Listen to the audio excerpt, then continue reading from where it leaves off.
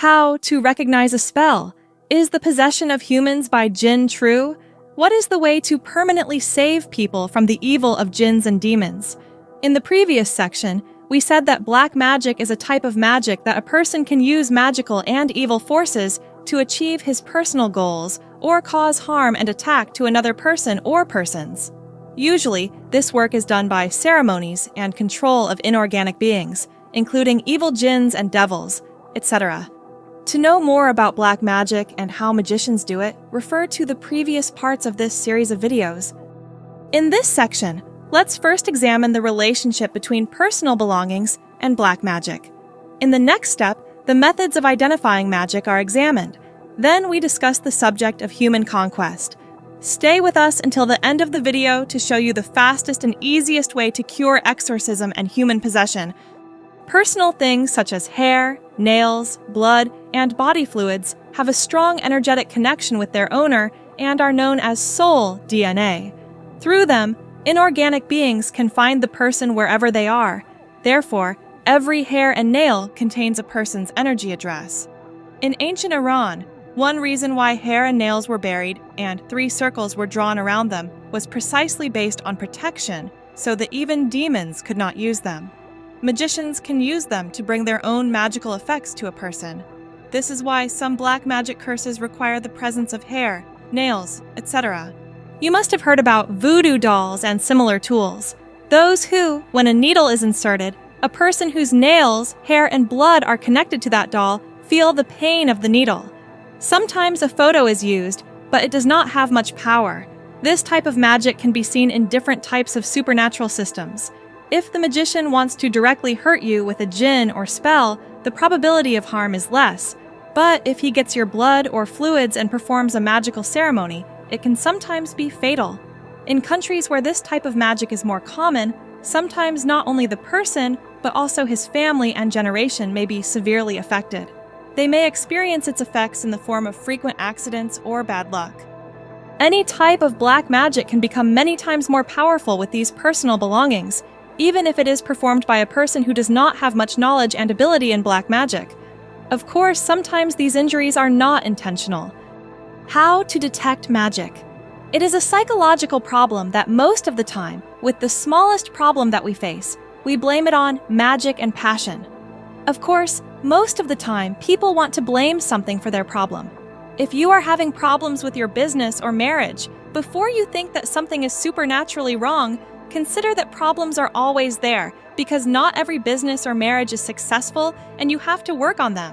When there is magic, there are always signs. The most common sign is that if we fall under a spell or magic, some kind of reaction occurs by reading the Quran or saying the call to prayer. This is the most common way to detect magic. That is, by constantly reciting the Quran and listening to the call to prayer. If there is magic, it should work. And the worse and stronger the magic, the more immediate the reaction will be to the recitation of the Quran or the call to prayer. Of course, there are different types of magic. It may be so trivial that we barely notice it, or it may take weeks to realize it's there. Or there is even some other magic that is so strong that we can simply see that person in front of us. Other ways to detect magic can include signs that occur that are incomprehensible to us. For example, an adult person who repeatedly falls on the ground or on the stairs while walking, and he says that he feels something pushing him, or the presence of undiagnosed pains in the body that no doctor can treat or even diagnose. The most common type of magic is magic for marriage, or breaking the relationship between husband and wife, which God has mentioned in the Quran. For example, couples who have problems with sex, without apparently any physical problems in both men and women. In this way, whenever a man wants to go to his wife to have sex, he suddenly gets a strange feeling like a sudden headache or pressure on his body without any problem or reason. Another sign of witchcraft is extreme anger and depression. If a person was previously a relatively calm person and suddenly became depressed or angry, this can probably be considered witchcraft. But if a person is known to be hot-tempered and ill-mannered from the beginning, this has nothing to do with magic. If a calm person has a change that happened overnight or in a very short period of time and turns into a depressed or angry person, it is likely that they are under magic. because magic always happens instantaneously. One of the biggest warning signs is disturbed sleep. A person for whom magic is performed usually has many disturbed dreams. These dreams usually include the most unpleasant, the most vulgar, the most frightening, and the most vivid, and even the most embarrassing dreams. So that it cannot be said for everyone. Or a person who had a normal sleep every night, one night suddenly stays awake all night and falls asleep just before sunrise. And the following nights, this process is repeated. He wanders around every night and then passes out just before sunrise, because demons sleep before sunrise and are active and awake during the night. The change must be immediate and sudden.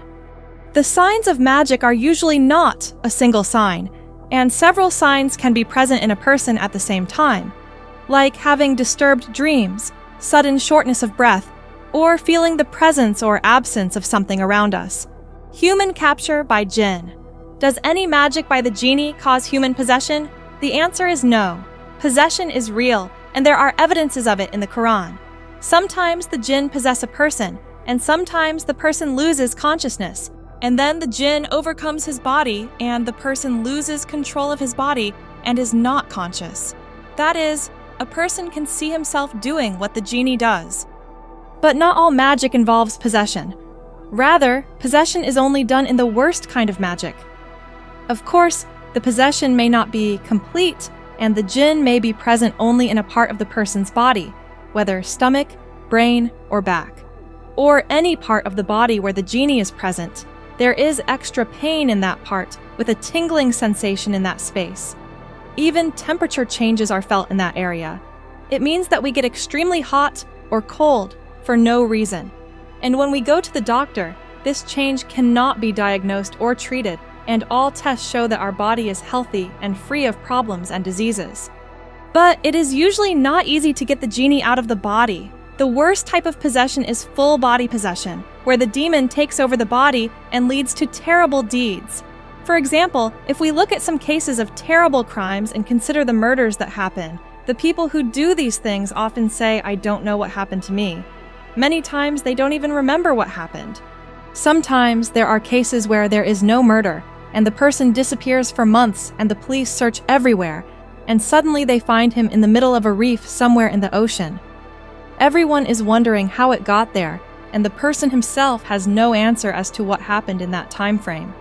The point is that possession has a lot to do with psychiatry, because some psychological problems are hormonal and some are related to jinn. Some psychologists claim that in their studies of patients, they repeatedly saw cases where a genie was present and they could not do anything about their patient. But this psychological imbalance, such as madness and the like, how to distinguish which one is related to jinn and which one is related to other issues? Primarily through the Quran and the call to prayer. If the Quran is recited in the presence of a possessed person and there is an effect on him, then surely there is something. We see this type of mentality in the beliefs of Dr. Jekyll and Mr. Hyde by Louis Stevenson, who says, "One minute you are the normal person we all know, and then the next minute you become a stranger we have never heard of before." That this character has superhuman strength and bloodshot eyes and so on. His voice changes so that we have never heard that voice before. How to fight magic. We have to say that we have little physical power against jinn, and we don't even have supernatural power.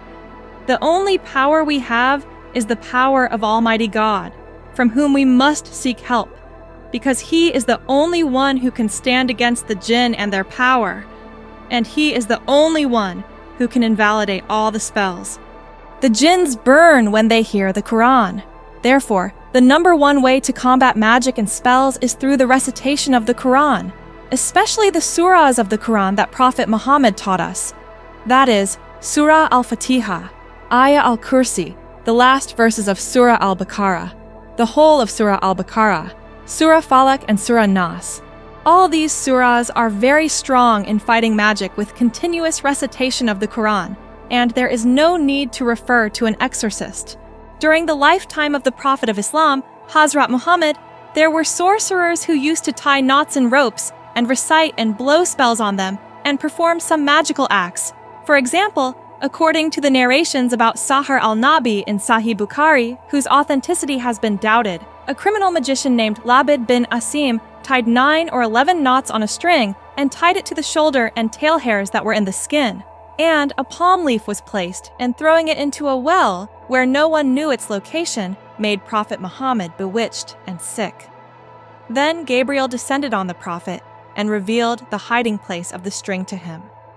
By reciting the 2 surahs of Falag and Nas, which God had sent down to invalidate the spell of the sorcerers, Prophet Muhammad untied the knots one by one and got rid of the bewitchment. It is recommended to seek the help of an exorcist for a simple reason, and that is that we do not have the knowledge to do these things, and it is better that the specialist has correct theology. Because most of the people who are involved in fighting magic are magicians themselves. In this way, when you go to them and pay them the money, they call other jinns to expel the first jinn from your body.